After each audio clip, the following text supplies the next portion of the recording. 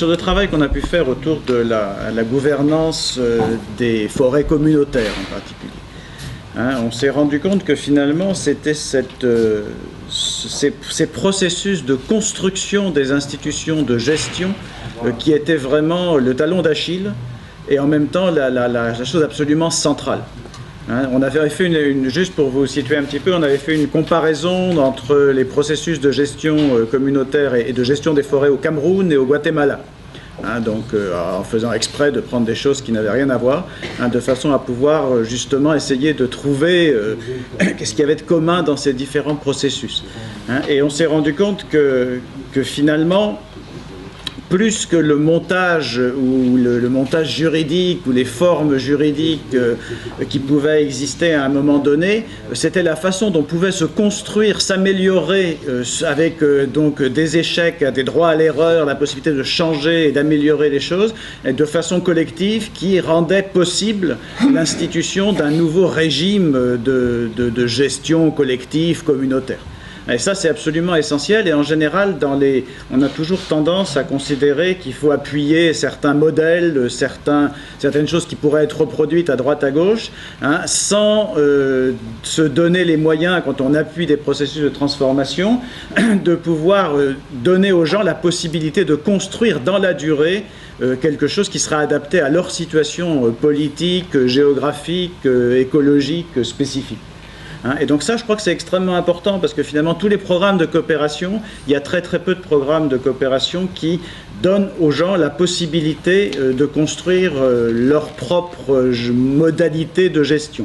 Et l'autre chose importante, c'est qu'on est constamment dans des contradictions où on construit quelque chose de collectif parce qu'il y a des phénomènes extrêmement importants de privatisation, de décommunisation, hein, d'appropriation de ressources communes.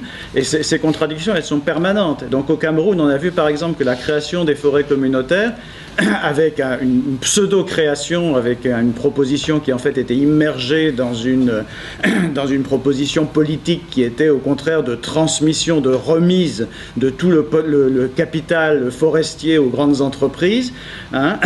Et finalement, cette possibilité qu'avaient eu les communautés, entre guillemets, de pouvoir gérer des forêts communautaires s'était transformée en une gigantesque opportunité pour les caciques, pour les élites locales de s'approprier de manière privative les richesses qui étaient celles de la communauté et qui n'étaient pas reconnues de manière légale. Hein. Donc en fait, la question, ça avait été bien pire que le remède avait été bien pire que le mal. Ce n'était pas un vrai remède, en fait, ce n'était qu'une parodie de remède pour une proposition globale qui était juste l'inverse de la gestion communautaire des forêts.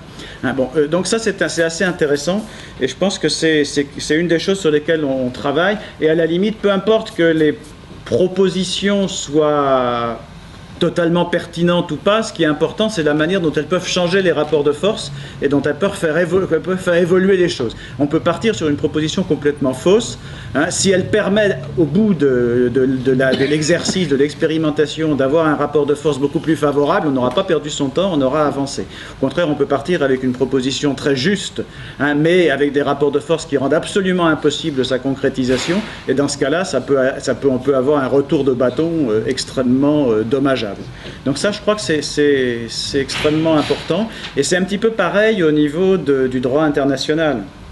Hein, on est impliqué là au niveau d'Acter. On a lancé avec une ONG espagnole qui est membre d'Acter depuis le début, qui s'appelle le CERAI, une initiative extrêmement ambitieuse qui est d'organiser un nouveau forum mondial autour de l'accès à la terre, hein, pour 2016, 10 ans après les forums mondiaux qui avaient été organisés à Valencia et en Espagne, qui avait été une manière de remettre la question de l'accès à la terre à l'agenda international, alors que la FAO n'avait plus travaillé cette question-là depuis 1979, hein, et c'est ça qui a permis à la FAO de réorganiser la conférence internationale de Porto Alegre en 2006 et de remettre la question de l'accès à la terre à l'agenda. Hein, donc on estime 10 ans après que tous ces processus ont évolué, certes. Maintenant, la question de l'accès à la terre fait partie des réflexions mondiales, hein, mais au niveau des solutions, on est extrêmement loin d'avoir vraiment des choses à proposer. Et au niveau des processus, on n'a jamais eu un processus de concentration de la terre et de privatisation des ressources communes d'une ampleur semblable à celle qu'on a depuis 10 ans ou 20 ans ou 30 ans. Hein, donc c'est exactement l'inverse qui est en train de se produire de ce qui avait été décidé. Hein, et donc par rapport à ça, on essaye de réfléchir aussi sur la création de mesures au niveau international. En particulier, la FAO a beaucoup impulsé la mise en place de directives volontaires pour une gouvernance du foncier et des ressources naturelles. Et donc la réflexion est aussi de voir comment est-ce qu'on peut aller au-delà de directives qui soient strictement volontaires et comment on peut commencer à construire des mécanismes qui soient plus contraignants.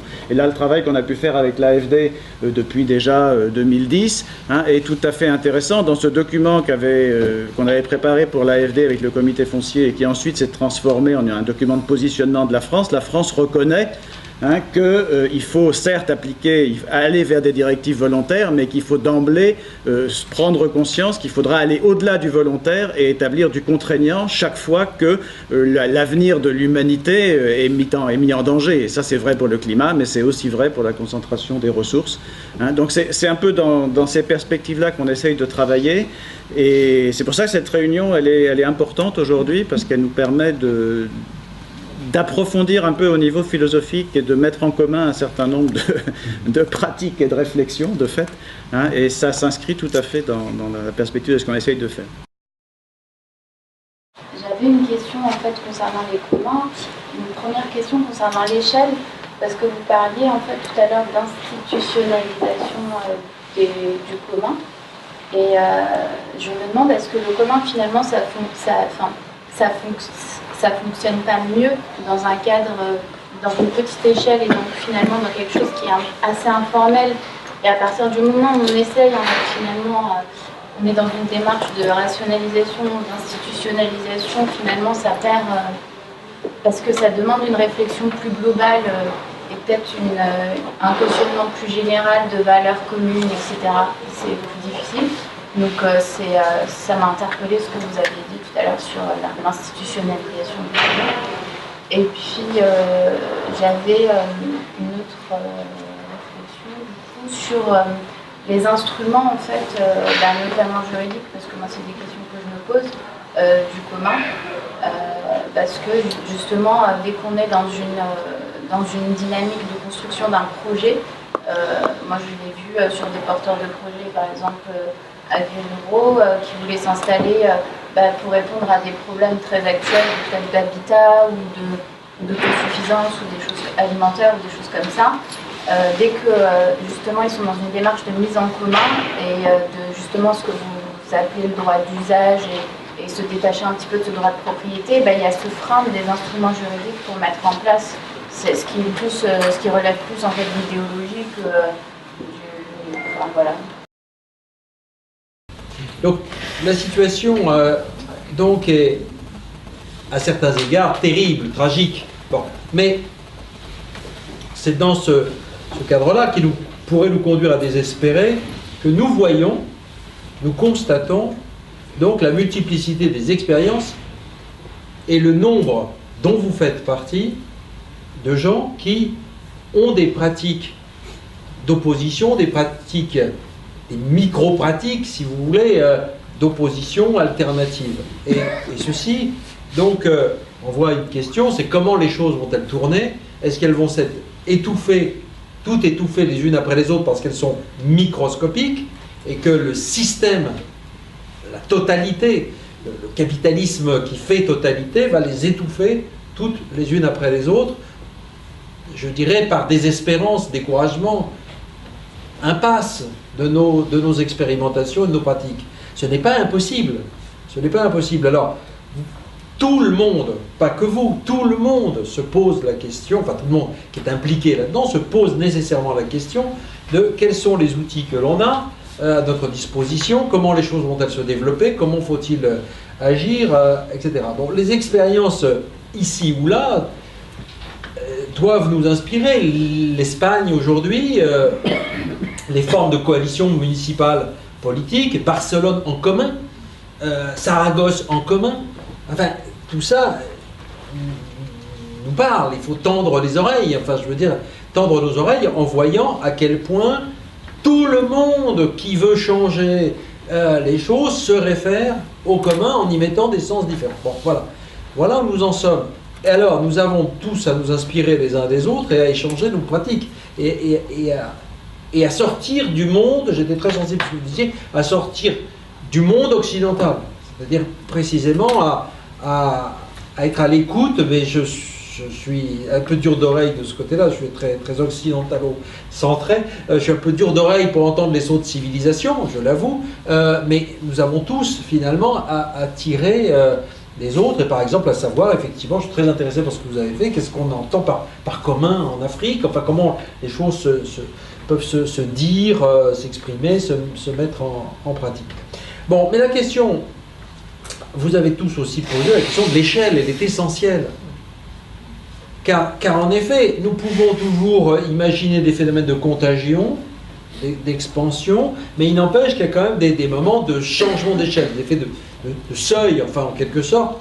Et donc, il s'agit de penser la question du rapport entre le micro et le macro, le local et le global, etc. Et c'est précisément ce que le commun permet.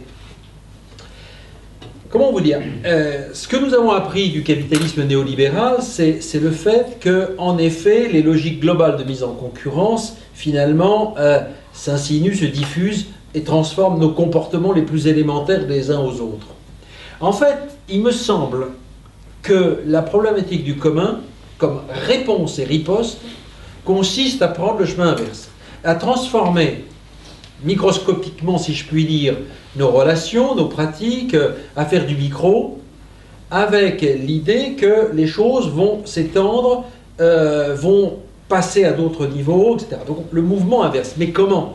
Il ne suffit pas de le dire, ça c'est une croyance. On a cette croyance-là, cet espoir-là, d'une mise en cohérence de ce que nous voulons faire localement et ce que nous espérons voir un jour au niveau global. Mais justement, ce qui permet ces articulations, ces médiations-là, c'est l'action politique. C'est comment vous, ce que vous faites en termes de liens pour la forêt, en Afrique, etc., comment ceci peut prendre forme politique, ce qui implique un changement total de la politique. Mais ça commence en Espagne, justement, parce que ce qui est en train de se passer, ce n'est même pas un mouvement comme Podemos, c'est une coalition d'associations intervenant dans des quartiers, dans le domaine de la santé, de l'éducation, etc. C'est ces coalitions associatives, finalement, qui définissent des programmes politiques. Et il me semble que la dynamique du commun, c'est une dynamique de transformation du politique, dans laquelle des gens comme vous auront leur mot à dire. C'est-à-dire qu'il n'y aura plus cette dissociation entre ce que vous faites et le niveau de la représentation politique, avec des professionnels de la politique qui sont censés représenter ce que font les gens dans la société, etc., etc. Bon, donc c'est pourquoi j'insiste à ce point sur cette dimension politique. Et alors ça nous amène effectivement à prendre je vais dire à bras-le-corps la question des échelles. Et nous ne voulons pas la laisser de côté, et ça nous amène à imaginer politiquement une construction nouvelle. Là, je n'ai pas eu le temps de développer, mais je crois beaucoup à l'imagination politique. Je crois, comme disait l'autre, comme disait Ernst Bloch dans le principe espérance, que finalement, la société souhaitable, elle est déjà vécue en pensée. Il faut déjà la vivre un peu en pensée pour ensuite qu'elle puisse se réaliser, se mettre en forme institutionnelle. Je veux dire donc par là que nous mobilisons l'imagination politique pour penser, à partir de traditions existantes, une construction politique qui vaut ce qu'elle vaut et qui peut être discutée, bien sûr, qui est une fédération de communs. Et nous nous inspirons quand même de quelqu'un qu'on n'a pas encore cité, mais qui nous a beaucoup importé, quelqu'un qui est un peu négligé, mais des fois pour des bonnes raisons, qui s'appelle Proudhon. Et Proudhon avait imaginé, donc au milieu, en gros, au milieu du 19e siècle, hein, dans les années 1860, il avait imaginé une construction de fédération de communes. Parce qu'à l'époque, dans ce socialisme associationniste et mutualiste, on pensait en termes de pratiques locales, on pensait en termes de communes. Ça va donner la Commune de Paris de 71. On pensait à une transformation radicale de l'espace politique, avec finalement une réorganisation des rapports entre les instances locales et des instances plus centrales, mais qui devaient être en quelque sorte le résultat de processus fédératifs. Pas seulement national, d'ailleurs européen et même mondial. Donc c'était partir de cette idée de ce communalisme-là pour penser une réorganisation politique. Nous n'en sommes plus là, encore que la commune, vous êtes bien placé pour savoir qu'en italien, comune, c'est le génie de la langue italienne. Comune, c'est à la fois la commune et le commun. C'est quand même quelque chose d'assez formidable. Et c'est précisément donc, dans les termes de gouvernement local que ces auteurs ont pensé la fédération. Je pense qu'on peut penser les choses autrement aujourd'hui. Des rapports entre des pratiques locales et partielles et des organisations mondiales. La forêt, elle est locale. Elle est aussi mondiale, c'est-à-dire qu'on peut la penser. On peut penser le gouvernement de la forêt, si je puis dire, et on doit penser le gouvernement de la forêt en termes local et en termes mondial. Donc, une fédération de communs des forêts, fédération mondiale de communs des forêts, n'est pas impensable. Elle peut commencer à se construire. Une fédération des communs de l'éducation peut commencer à se construire. C'est-à-dire que ce qui paraît complètement hors de propos, un pur produit de l'imagination, peut se construire si des paysans, effectivement d'ailleurs ils ont, Via Campesina a quand même montré le chemin, c'est quand même, aujourd'hui s'il y a un mouvement internationaliste, c'est bien le mouvement des paysans à l'échelle mondiale. Eh bien, au fond, on peut imaginer que dans les différents secteurs se construisent des fédérations qui deviennent des forces politiques face aux géants aujourd'hui qui semblent ultra dominateurs, aux multinationales géantes, etc. Donc vous voyez comment un peu je crois qu'on peut prendre les choses, c'est-à-dire relier tous, enfin se poser tous cette question, enfin que vous posez, entre nos pratiques les plus immédiates et des constructions politiques qui concernent le monde entier. Mais ceci passe effectivement par une pratique que nous appelons une pratique instituante. C'est-à-dire penser toutes nos pratiques en termes de création d'institutions. Je pense qu'Elinor Ostrom, quand elle a parlé des communs, et vous disiez que c'était bien difficile, mais justement, c'est sur ce terrain-là qu'elle est intervenue en prenant les communs par le biais de l'institution.